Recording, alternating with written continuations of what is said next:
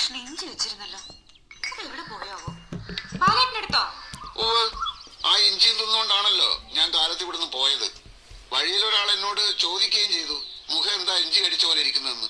അല്ല, മീൻ കൊണ്ടുവന്നില്ലേ? ജംഗ്ഷനിലെത്തിയപ്പോ മീനൊന്നും കണ്ടില്ല. എന്നിട്ട് പച്ചക്കറി വാങ്ങിച്ചോ?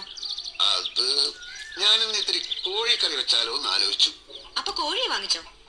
കോഴി അവിടെ ഇവിടെ നമ്മൾ വളർത്തുന്ന കോഴിയോ? ലോകത്തുള്ള എല്ലാ കോഴികളെയും ആരെങ്കിലും ഒക്കെ വളർത്തുന്നതല്ലേ ദേവി? അത് നടപ്പില്ല.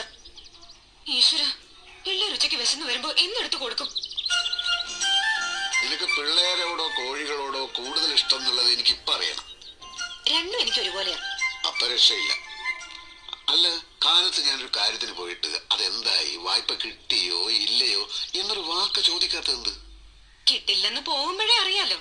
കൈക്കൂലിയെ പറ്റി എഴുതിയത് വായിച്ച് അങ്ങേര് തെറി വിളിച്ചു കാണും. നീ ആള് കൊള്ളാലോ. അത് വെട്ടിക്കളയാൻ ഞാൻ പറഞ്ഞതല്ലേ. ഇത്ര ഗുരുതരാവും ഞാൻ വിചാരിച്ചില്ല. വെറും പൊട്ടനും ബാലേട്ടൻ. പോക്കറ്റ് കാലിയാ, അതാ മീൻ വാങ്ങാതെ പോകുന്നത് അല്ലേ? അടുത്ത കടയിൽ ആരോടെങ്കിലും ഒരു 10 രൂപ കടം വാങ്ങിച്ചൂടായിരുന്നു? വാങ്ങിക്കില്ലല്ലോ, അഭിമാനിയല്ലേ. ഇവിടെ പരിപ്പുണ്ടോ? ഇരിപ്പില്ല. പയറുണ്ടോ? പലചരക്ക് കടയിൽ നിന്ന് വല്ലതും വാങ്ങിച്ചിട്ട് ദിവസം എത്രയെന്നാ വിചാരം? തേങ്ങയുണ്ടോ? അരമുറി കാണും. ആ, അത് വെച്ചൊരു ചമ്മന്തി അരച്ച. ശ്രീദേവേച്ചി, ചട്ടി വേറെ ചട്ടി കിട്ടിഷൊന്നേ.